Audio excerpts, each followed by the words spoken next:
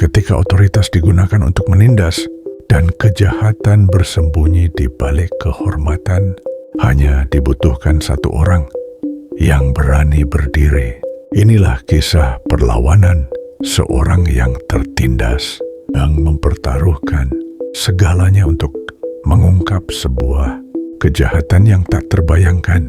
Disclaimer cerita ini tidak bermaksud untuk menyinggung pihak manapun.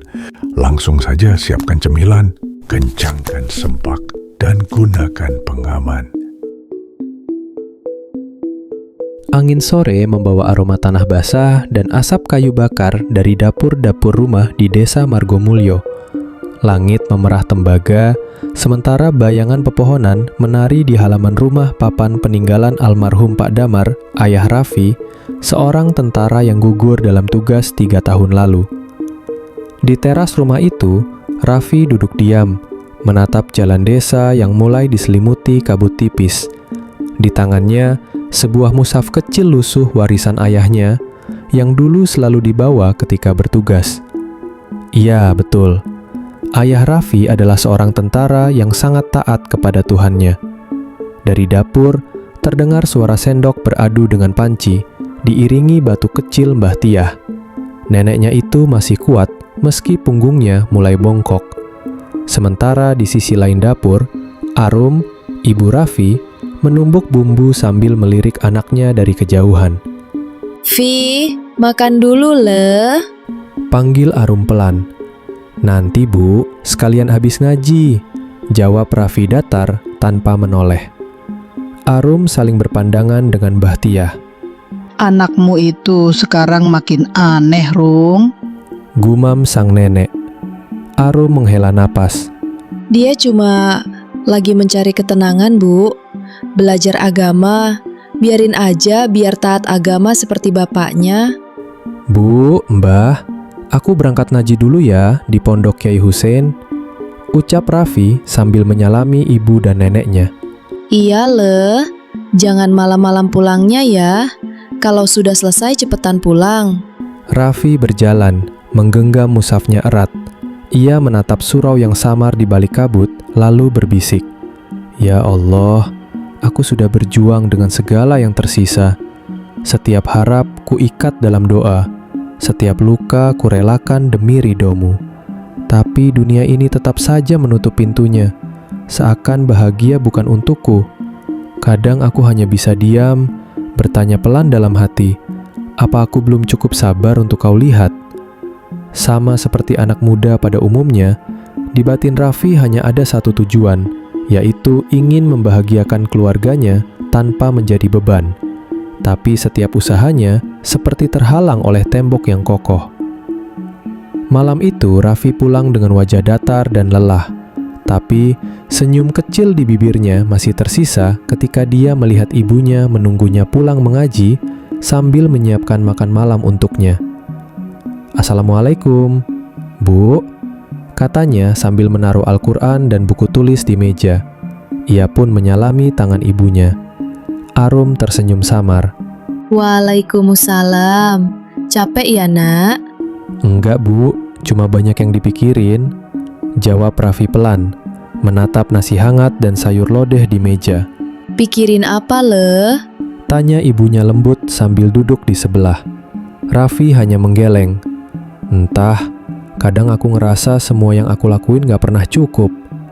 Arum menatap wajah anaknya itu lama-lama. Ada sorot mata yang dulu sering ia lihat di suaminya. Mata orang yang berjuang melawan dunia dalam diam. "Yang penting kamu ikhlas nak," ucap Arum sambil mengelus kepala Raffi. "Tuhan gak pernah tidur." Raffi tersenyum kecil, lalu makan perlahan. Mbah Tiah yang duduk di kursi bambu sambil mengelus kucing tua di pangkuannya ikut menimpali. "Lah, orang yang hatinya tenang itu bukan karena hidupnya gampang, tapi karena dia yakin Gusti Allah gak akan ninggalin." Malam makin larut. Angin membawa aroma melati liar dari kebun belakang. Lampu gantung redup di ruang tengah berayun pelan, menebar cahaya kekuningan yang lembut. Setelah makan, Raffi mencuci tangan dan duduk di depan jendela kamarnya. Dari sana, ia bisa melihat bintang-bintang kecil di langit yang separuh tertutup awan. Ia membuka mushaf lusuh peninggalan ayahnya. Jarinya berhenti pada sebuah ayat yang dulu sering dibaca sang ayah sebelum berangkat tugas. Inna ma'al usri yusra. Sesungguhnya, bersama kesulitan ada kemudahan. Raffi menutup matanya. Dalam diam, ia berdoa, "Ya Allah, kalau jalan ini memang berat, maka kuatkanlah langkahku. Tapi kalau bukan ini yang kau mau, tunjukkan arah lain sebelum aku tersesat." Dari dapur, terdengar suara piring dicuci pelan. Arum menatap kamar anaknya dari jauh, lalu berbisik ke ibunya. Bu, aku takut Raffi nyimpen sesuatu sendiri. Dari dulu dia nggak pernah cerita apa-apa. Orang muda itu kadang diamnya paling keras, Rum. Angin berdesir lewat celah jendela, menggoyang tirai kain tipis. Dari kejauhan, suara kentongan ronda terdengar 3 kali, tanda malam sudah melewati tengahnya. Di sela kantuk, Raffi merasa seolah mendengar suara langkah kaki di halaman, seperti seseorang yang mengenakan sepatu bot. Ia bangkit separuh badan, menatap jendela. Tak ada siapa-siapa, hanya pohon mangga yang bergoyang pelan diterpa angin. Ia menarik selimutnya, menghela nafas panjang. Mungkin cuma angin. Raffi terlelap dalam doa dan rindu kepada sang ayah. Dan saat ayam jantan berkokok menyambut fajar, sinar matahari pertama menembus sela jendela kayu. Di meja kecil di samping tempat tidurnya, mushaf lusuh itu terbuka, tepat di halaman yang sama dengan bekas lipatan tangan sang ayah. Pagi menyapa pelan di desa Margomulyo. Udara masih basah oleh embun dan aroma nasi liwet yang mengepul dari warung-warung pinggir jalan. Raffi duduk di beranda sambil menatap sawah yang berkilau tertimpa sinar matahari. Dari kecil, Raffi selalu menyibukkan diri menimba ilmu agama. Semakin dewasa, pikirannya semakin terbuka. Ia semakin bertanya-tanya, "Tuhan, aku sudah berjuang dan berdoa tanpa henti. Tapi kenapa dunia masih menolakku, seolah aku tak pantas bahagia?" Ia menimba ilmu agama di Pondok Al-Falah dekat rumahnya, tempat di mana para remaja desa, orang tua, dan siapapun belajar agama di sana. Ia menimba ilmu sejak kecil. Pondok yang dipimpin oleh sosok sang kiai yang begitu dihormati bukan hanya di Margomulyo, tapi juga di desa-desa sekitar. Ia dikenal luas sebagai orang alim yang karomahnya tinggi. Banyak pejabat, aparat, bahkan kepala desa datang minta doa restu kepadanya sebelum mengambil keputusan besar. Bagi masyarakat, nama Kiai Husein sudah setara dengan jaminan surga. Dan bagi Raffi, dulu itu juga yang ia yakini. Namun entah sejak kapan, suasana di pondok itu perlahan berubah. Dulu, setiap pengajian dipenuhi doa dan ilmu. Sekarang, sebagian waktu habis untuk pengobatan hikmah yang dilakukan di ruangan tertutup. Orang-orang datang dari jauh, membawa air putih dan harapan. Mereka pulang dengan mata berkaca, memuji Kiai Husein yang katanya bisa menyembuhkan apa saja, dari sakit hati, penyakit, sampai nasib buruk. Tapi beberapa bulan kemudian, sebagian dari mereka kembali, bukan untuk berobat, melainkan mengadu bahwa penyakit mereka kambuh lagi. Tak ada yang berani mempertanyakan itu ujian dari Allah, kata Kiai Husein dengan senyum yang tenang. Dan siapa berani membantah orang yang disebut wali karomah? Raffi pun percaya, tapi itu dulu. Sampai ia mulai mendengar bisik-bisik dari para santri perempuan tentang ruang penyembuhan di malam Jumat. Tentang tangan sang kiai yang terlalu lama menyentuh atas nama doa. Di rumah, Mbah Tiah sibuk menyiapkan nasi uduk untuk jualan pagi. Meski tubuhnya sudah renta, semangatnya tak pernah padam. Warungnya selalu ramai, hasil kerja keras puluhan tahun sejak masih jualan di emperan pasar. Arum membantu, sementara Raffi membersihkan halaman depan. "Le," kata Mbah Tiah sambil tersenyum. "Besok bilang sama Kiai Husein kalau warung Mbah mau sedekah ke pesantren. Rezeki ini dari Allah, Mbah cuma nitip lewat mereka." Raffi mengangguk, meski hatinya sedikit ragu. Ia tahu pesantren itu sudah sangat makmur, sawahnya luas, donatur datang setiap bulan, bahkan punya mobil operasional baru. Tapi menolak ucapan neneknya sama saja dengan durhaka. Siangnya, Raffi berangkat menuju pondok membawa amplop sedekah dari neneknya. Matahari menggantung di atas ladang tebu. Angin membawa aroma manis bercampur debu tanah kering. Dari kejauhan, kubah kecil di atas gerbang padepokan memantulkan cahaya. Tulisan besar di depan gerbang itu terbaca jelas. "Cahaya dari Timur, tempat para penuntut ridha ilahi." Raffi melangkah perlahan. Dari luar, ia mendengar suara lantunan ayat bercampur tawa beberapa santri yang sedang menyapu halaman. Tapi di antara suara itu, ia juga mendengar samar seperti suara orang tua mengobrol dari salah satu ruangan belakang. Ia menoleh. Sekilas terlihat seorang wanita keluar dari serambi samping bersama suaminya. Pakaian mereka sederhana, wajahnya sayu. Si suami menggandeng istrinya, sementara Kiai Husein berdiri di ambang pintu, menunduk khidmat seolah memberi doa perpisahan. Raffi mengenal wajah itu. Mereka pasangan suami istri dari desa Karangjati, desa sebelah Margomulyo. Dulu mereka juga jualan nasi dan lauk pauk di pasar, sama seperti neneknya. Begitu melihat Raffi, pasangan itu hanya tersenyum tipis. Si perempuan menatapnya sinis. Sang suami buru-buru menunduk dan mengajaknya pergi. Tak ada salam, tak ada sapaan. Hanya keheningan yang terasa ganjil di antara langkah kaki mereka menjauh. Raffi sempat hendak menyusul, tapi suara berat dari belakang menghentikannya. "Raffi?" Suaranya lembut tapi tegas. Ia menoleh. Kiai Husein berdiri di depan pintu aula pondok. Jubah putihnya berkilau tertimpa matahari. Senyumnya seperti biasa, hangat tapi sulit ditebak. "Kenapa kamu datang siang-siang begini, Le?" Beliau berjalan mendekat, menepuk pundak Raffi. "Biasanya santri dari desa datang selepas maghrib, bukan di jam terik seperti ini." Raffi menelan ludah. "Afwan Kiai, saya disuruh Mbah Tiah nganterin sedekah. Katanya untuk pesantren, biar barokah jualannya." Kiai Husein tersenyum, menerima amplop coklat itu dengan tangan kanan, lalu menatap Raffi lama, seolah menimbang sesuatu. "Masya Allah, mbahmu memang perempuan salehah. Rezeki orang ikhlas tak akan pernah habis," katanya lirih. Lalu, dengan nada yang sedikit berubah, ia bertanya, "Kamu tadi lihat siapa di depan pondok?" Raffi sempat kaget, lalu menjawab jujur, "Itu kayaknya Bu Kartinah sama Pak Maman dari Karangjati, Kiai. Mereka pamit tadi, tapi..." Belum sempat ia melanjutkan, Kiai Husein tersenyum kecil dan memotong kalimatnya. "Ah, ndak perlu kamu pikirin. Mereka hanya datang meminta doa.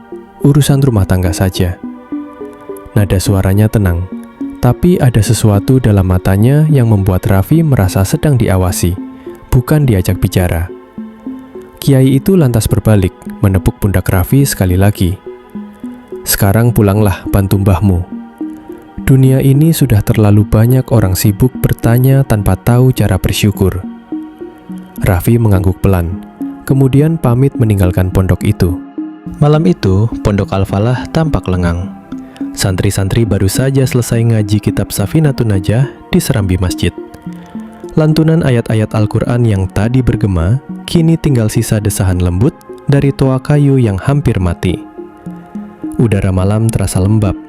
Bau tanah bercampur wangi kayu bakar dari dapur pondok. Raffi duduk di tangga serambi, mushaf kecil di pangkuannya. Matanya menatap kosong ke arah halaman, di mana cahaya lampu minyak menyorot dedaunan pisang yang bergoyang pelan. Di dalam dada, pikirannya kacau. Doa-doa yang ia panjatkan seolah tak lagi menembus langit. "Ya Allah, aku sudah berjuang dengan segala yang tersisa. Kalimat itu berputar di kepalanya seperti gema. Satu persatu santri mulai masuk ke asrama. Hanya tersisa segelintir yang masih membereskan tikar. Dari balik tiang serambi, terdengar langkah pelan. Kiai Husein mendekat, jubahnya bergesek dengan lantai. "Raffi? Loh, belum pulang, Le? Mau nginep tah, bareng santri-santri?" Suaranya lembut, penuh wibawa seperti biasanya. Raffi menunduk. "Belum, Yai, cuma mikir saja.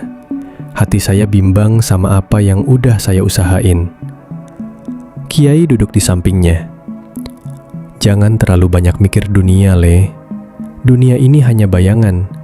Yang kekal itu amal dan sabar."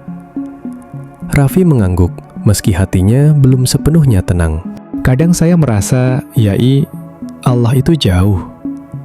Saya sudah ngaji, sholat, bantu ibu, tapi hidup begini-begini saja." Kiai tersenyum, menepuk bahunya. "Itu tandanya kamu sedang diuji, Raffi. Ujian itu tanda cinta. Kalau kamu sabar, surga menunggu." Kata surga itu melayang di kepalanya. Dulu menenangkan, tapi malam itu terasa hambar. Ia berdiri, menyalami tangan sang kiai. "Saya pamit dulu, Yai." "Ndak usah buru-buru jalan, Le. Malam ini kabut tebal," jawab Kiai Husein sambil menatapnya lama. Tatapan yang lembut, tapi entah kenapa membuat bulu kuduk Raffi berdiri. Raffi tersenyum sopan, lalu berjalan keluar gerbang pondok. Gerbang besi tua itu berderit ketika ia dorong. Suara jangkrik menyambut di luar. Jalan desa sunyi, hanya ada sisa lampu Petromax dari rumah warga yang berderet jarang. Kabut turun perlahan, menutupi pematang sawah di kiri kanan jalan. Ia berjalan sendirian melewati kebun bambu. Dari kejauhan, sayup-sayup terdengar tawa orang dari arah warung kopi yang masih buka di perempatan kecil. Saat melintas, seseorang berseru, "Fi, Raffi." Ternyata Ismail, teman kecilnya yang juga sempat mondok, tapi kini kerja bantu orang tuanya. "Ayo mampir sek ngopi, naso bentar. Dinginnya kebangetan niki." Raffi menoleh. Warung kecil itu cuma diterangi lampu neon putih yang berkelip. Aroma kopi dan gorengan tercium samar. Di dalam, hanya ada Ismail dan 2 kursi kayu. Raffi akhirnya duduk. "Gimana pondok, Fi?" Tanya Ismail sambil nyulut rokok. "Biasa, ngaji, bersih-bersih, bantu Yai," jawabnya datar. Mereka diam sebentar. Hanya suara jangkrik dan desis rokok. Lalu Ismail berbisik. Nada suaranya pelan tapi getir. "Fi, ibuku kemarin ke Kiai Husein. Katanya kena kiriman, tapi wes habis 3 juta. Ora sembuh malah tambah parah." "Il, ojo ngomong sembarangan. Kualat nanti. Kiai Husein itu wali." Ismail menggeleng, menatap meja kayu yang penuh noda kopi. "Lah, aku bawa ke rumah sakit kota, Fi. Diperiksa, ternyata cuma mah parah. Dikasih obat, langsung mendingan. Tapi waktu di pondok, dibilang diserang jin. Katanya butuh rawatan batin. Tiap rawat bayar lagi." Raffi terdiam. Hening panjang membentang di antara mereka. Kopi dingin, rokok nyaris habis. Ia berusaha menepis rasa ganjil yang muncul di dadanya. "Udahlah, Il. Mungkin cuma salah paham. Kadang orang terlalu cepat nuduh," katanya pelan sambil menyeruput kopi milik temannya. Malam makin dingin. Raffi pamit. Langkahnya pulang menyusuri jalan berlumpur. Tapi setiap kali ia menatap kabut di depan, kata-kata Kiai Husein tadi seolah terus mengikutinya dari jauh. 2 minggu kemudian, Mbah Tiah jatuh sakit. Sudah 3 hari Mbah Tiah tak lagi berjualan di warung kecilnya. Panci-panci besar yang biasanya mengepul tiap pagi, kini berdebu di atas tungku. Raffi berdiri di depan dapur, menatap ibunya yang tengah mengaduk bubur untuk sarapan mereka bertiga. "Bu, Mbah belum mau dibawa ke puskesmas?" tanya Raffi pelan. Arum menggeleng. Mbahmu ndak mau, Lek. Katanya cuma masuk angin. Tapi ibu kok ngerasa aneh. Semalam dia ngigau, tangannya dingin banget. Raffi menatap ke arah kamar, jantungnya berdebar. Sudah seminggu ini, Mbah Tiah sering mengigau tiap malam. Kadang menyebut nama seseorang yang tak mereka kenal. Kadang tertawa pelan seperti orang bercakap-cakap dengan yang tak terlihat. Sore itu, menjelang maghrib, suara gaduh terdengar dari kamar. Arum menjerit. Raffi berlari masuk. Di dalam kamar, Mbah Tiah duduk di lantai, matanya melotot, mulutnya bergetar pelan. "Astagfirullah, Mbah, Mbah!" Raffi memeluknya, tapi tubuh sang nenek kaku. Mulutnya komat kamit dalam bahasa yang tak bisa dipahami, lalu tertawa keras. Suaranya bukan lagi suara seorang nenek renta. Arum menangis, menahan ketakutan. Raffi, tolong panggil Kiai Husen. Cepat, Nak. Raffi terpaku beberapa detik, lalu berlari keluar rumah, menembus kabut sore. Tanpa pikir panjang, ia menuju pondok Al-Falah. Dalam hatinya hanya satu keyakinan, gurunya pasti tahu cara menyembuhkan. Malam itu, Kiai Husen datang ditemani Jamal, tangan kanannya.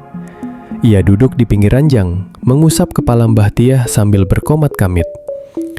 Air putih dibacakan doa, lalu disiramkan ke ubun-ubun. Tubuh Mbah Tiah bergetar, matanya memejam, dan perlahan tenang. Raffi bersujud syukur di lantai. "Alhamdulillah, terima kasih, Yai." Kiai Husen tersenyum tipis. "Ini hanya ujian, Le. Tapi mbahmu diserang sesuatu. Ada tangan-tangan yang dengki. Saya bisa bantu, tapi butuh waktu." "Berapapun, Yai, saya sanggupi," ucap Raffi cepat. "Ndak, Le. Aku cuma minta air sumur dan sedikit uang untuk beli syarat. Biar ikhtiarnya lengkap." Raffi mengangguk tanpa curiga. Malam itu Mbah Tiah benar-benar tenang, tidur pulas. Tapi seminggu kemudian penyakit itu datang lagi. Kali ini jauh lebih kejam. Pagi itu, saat Mbah Tiah tengah melayani pembeli, tiba-tiba tubuhnya kaku. Sendok di tangannya jatuh, nasi panas tumpah ke lantai. Tubuhnya gemetar hebat, lalu ambruk di depan meja. Warga berlarian membantu, menggotong Mbah Tiah ke kamar. Raffi berlari panik, memeluk ibunya yang kini lumpuh separuh badan. "Le, tolong panggil Kiai Husen lagi." Lirih Arum. Raffi tak berpikir panjang. Ia kembali ke pondok, wajahnya pucat. Kiai Husen datang lagi, kali ini dengan wajah lebih serius. "Raffi, ini bukan sakit biasa. Ini kiriman. Aku butuh sesajen dan perlengkapan ritual. Maharnya agak besar. Tapi yakinlah, ini jalan penyembuhan terakhir." "Berapa, Yai?" 2 juta dulu. Sisanya nanti kalau sudah mulai membaik." Raffi menatap lantai. Sisa uang dagangan mereka tinggal sedikit, tapi ia menyerahkannya tanpa pikir panjang. Hari-hari berikutnya, hidup mereka berubah jadi perjuangan bertahan. Warung tutup, dapur sepi, dan tabungan habis. Arum hanya sesekali jualan kecil, sementara Raffi bekerja serabutan jadi kuli panggul di pasar, mengangkut karung beras demi sekedar beli beras 1 kilo. Tapi penyakit itu tak kunjung sembuh. Sampai suatu pagi, sebuah mobil berhenti di depan rumah. Dari dalam turun seorang pria berjaket hitam, membawa tas besar. Wajahnya teduh, tapi sorot matanya tajam. Andri, anak pertama Mbah Tiah, kakak Arum, paman Raffi. "Assalamualaikum." Suara itu membuat Arum berlari keluar. Ia menangis memeluk kakaknya. Andri mencium tangan ibunya yang terbaring lemah. "Bu, ini Andri, Ibu. Aku pulang." Tak ada jawaban, hanya suara napas berat dari Mbah Tiah. Malamnya, selepas Isya, Andri duduk di samping ibunya. Ia membuka mushaf, membacanya pelan. Tiba-tiba, tubuh Mbah Tiah menggeliat keras. Andri kaget. Ia memegang tangan ibunya yang panas seperti bara. "Ibu, Bu sabar ya, Ibu kenapa?" Tapi tubuh itu justru menegang lebih keras, lalu berteriak. Jeritan panjang yang membuat Arum dan Raffi masuk ke kamar sambil membawa air minum. Andri refleks menyingkap bantal di kepala ibunya. Di bawahnya terselip secari kain putih bertuliskan huruf Arab aneh dan benang merah melilit batu kecil. Raffi terpaku. "Ini apaan, Om?" Andri menggenggam kain itu erat, wajahnya pucat. "Ini bukan penangkal, Vi. Ini kiriman. Ini jimat." Arum menutup mulutnya menahan tangis. Raffi mematung. Ia ingat betul, benda itu ditaruh sendiri oleh Kiai Hussein, katanya penjaga dari sihir. Andri menatap ke arah jendela. Angin malam berhembus masuk, membawa aroma dupa samar. "Mulai malam ini, aku gak mau satupun dari kalian ke pondok itu. Biar aku yang urus." Keesokan harinya, Andri ikut berangkat ke pondok bersama Raffi. Ia berpura-pura menjadi santri baru, mengaji, membantu bersih-bersih, dan ikut halakoh selepas maghrib. Masya Allah, keluarga Mbah Tiah memang orang-orang saleh. Tapi di balik senyum, Andri menyimpan bara. Ia semakin akrab dengan santri-santri pondok. Kadang membantu mengatur tamu yang datang berobat. Dari percakapan ringan, sedikit demi sedikit, ia mulai mencium bau busuk. Seorang perempuan bercerita dengan wajah malu-malu. "Ritual pembersihan, 4 juta biayanya, Mas. Nanti Kiai yang mandiin saya langsung. Katanya biar jin gak betah di tubuh saya." Andri menatapnya lama, dadanya bergemuruh. Astagfirullah, ini bukan agama, ini pasar dosa. Suatu malam Jumat, di pengajian rutin, Kiai Hussein naik ke mimbar. Suaranya menggema. "Barang siapa meragukan wali Allah, maka ia termasuk orang yang sombong pada Tuhannya." Santri-santri bersorak, "Allahu Akbar!" Tapi di tengah keramaian itu, Andri berdiri perlahan. "Kiai," suaranya lantang menembus kerumunan. "Berhentilah menjual nama Allah untuk menutupi kebusukanmu." Semua mata menoleh. Kiai Hussein terdiam di mimbar, wajahnya menegang. "Andri, apa maksudmu bicara seperti itu di rumah Allah?" Andri melangkah maju, suaranya gemetar tapi tegas. "Maksud saya sederhana, Kiai. Anda bukan menyembuhkan, Anda memperalat. Anda bukan menolong, Anda memperdagangkan doa. Berapa harga surga yang Anda jual malam ini, Kiai? 4 juta? 5 juta? Saya lihat dengan mata kepala saya sendiri. Anda menanam jimat di bawah bantal ibu saya. Dan Anda bilang itu penangkal. Padahal itu racun rohani." Santri-santri gaduh. Beberapa bangkit membela Kiai, sebagian bingung menatap Andri. Raffi yang duduk di pojok menatap pamannya, hatinya bergetar antara takut dan kagum. Jamal, asisten Kiai, segera keluar dan menelpon seseorang. Beberapa menit kemudian, 2 mobil polisi datang. Andri dibawa keluar oleh aparat, sementara para santri berteriak marah. Sebagian melempar sandal. Raffi berusaha mengejar, tapi Andri menoleh sambil berkata pelan, "Tenang, Le. Kebenaran nggak pernah mati." Di kantor polisi, malam itu hening. Andri duduk di kursi panjang, wajahnya letih tapi tegas. "Pak, saya tahu ini sulit dipercaya, tapi saya punya bukti. Pondok itu bukan tempat belajar agama. Itu pasar setan berkedok surban." Polisi muda di depannya menghela napas. "Pak Andri, banyak yang hormat sama Kiai Husein. Kalau Bapak salah, bisa bahaya. Andri menatap lurus, matanya merah menahan amarah. Saya nggak minta percaya, cukup beri saya waktu. Kalau besok saya gagal buktikan, anggap saya gila. Tapi kalau saya benar, tangkap dia. Dua polisi saling pandang, lalu akhirnya mengangguk. Mereka setuju dengan rencana Andri. Malam itu, dua orang polisi berpakaian preman berangkat ke desa Margomulyo. Mereka menginap di rumah Raffi. Kamar Andri disiapkan, tikar digelar, lampu dimatikan. Tapi malam itu, angin di luar berembus dingin. Di langit, awan tebal menutupi bulan. Dan dari kejauhan, samar-samar terdengar azan dari surau. Setelah kejadian malam itu, Raffi datang paginya dengan langkah pelan dan kepala tertunduk. Ia mengetuk pintu rumah Kiai Husein diiringi dua orang lelaki yang ia kenalkan sebagai saudara jauh dari kota. Tak ada yang tahu, dua lelaki itu sebenarnya polisi yang menyamar. "Assalamualaikum, Yai." Suara Raffi bergetar. "Aku datang minta maaf atas apa yang dilakukan Paman Andri tempo hari." Kiai Husein menatapnya lama, lalu tersenyum lembut. "Waalaikumsalam. Raffi, manusia itu tempatnya salah.